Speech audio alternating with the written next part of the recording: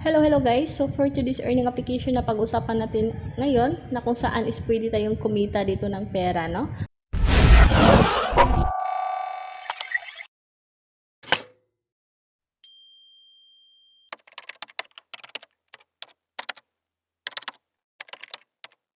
So anyway, investment platform nga pala ito. So always invest what you can afford to lose. So anyway, once mag-register kayo dito is meron kayo agad ma-receive na 30 pesos na free. Ito yung tinatawag nila na registration bonus. Okay, so sa gusto mag-try nito is meron tayong links dyan sa my comment section na nakapin. So i-click nyo lang yan at pwede na din kayong mag-register. So ipakita na natin yung kanilang registration form.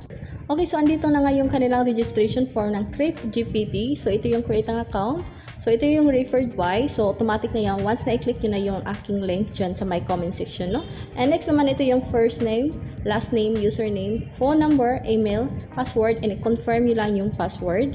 And click na din yung I agree to the privacy policy and i-click na din yung register. So ito na nga yung kanilang dashboard. So meron tayong na-receive dito na 30 pesos. So andito na nga sa earn interest. And meron din dito makikita yung min balance, total withdraw, total deposit, total invest, referral wallet. Okay, so dito naman sa ibaba ito yung mga more options nila.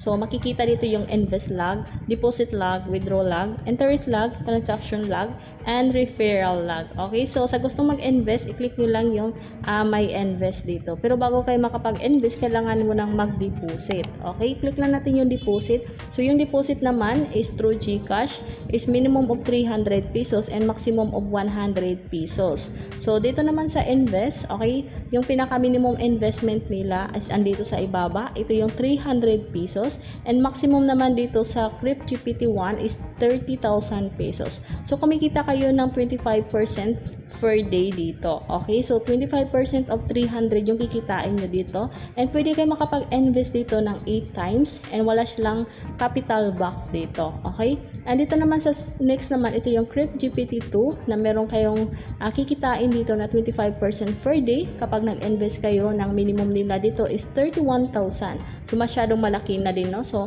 doon lang tayo sa invest what you can afford to lose siguro. Okay, so same pa din yung 8 times kayo makapag-invest dito. So dito naman yung pinakamalaki, ito yung CryptGPT 3 na umabot na siya ng 201,000 yung minimum investment dito. So hindi ko na yan explain, no? So masyadong malaki na din. So always do your own research pa din. So bago tayo mag-invest sa kahit anong mga investment platform. Okay? So balik tayo dito sa kanilang homepage. Okay, so wala naman siguro tayong makikita pa dito sa mga more options since bago lang din tayo sa kanilang application, no? So wala pa tayong mga interest log, mga deposit log, wala pa din, mga transaction log, wala pa din. Okay, so anyway, pag-usapan natin yung kanilang withdraw. Okay, so andito yung withdraw. So yung withdrawal naman is direct to GCash. So i-click nyo na yung GCash. Okay, and withdraw amount is minimum of 200 pesos. So maximum of 100,000. And withdraw method naman, so ito yung ating profit balance, no? So ilagay nyo lang yung account name, yung GCash name, and account number in yung GCash number. And i-click na din yung withdraw kapag meron na kayong minimum of 200 pesos. So anyway, yun lang, no? Wala pa tayong proof of withdrawal since bago lang din tayo sa kanilang application. And wag nyo kalimutan i-subscribe, i-click yung bell para palagi kayong manotify once meron na tayong proof of withdrawal dito. And then, sa mga gusto pang ma-update sa mga panibago pang mga earning application na pwede nating pagkikitaan sa mga investment at sa mga walang investment. So, yun lang. Salamat.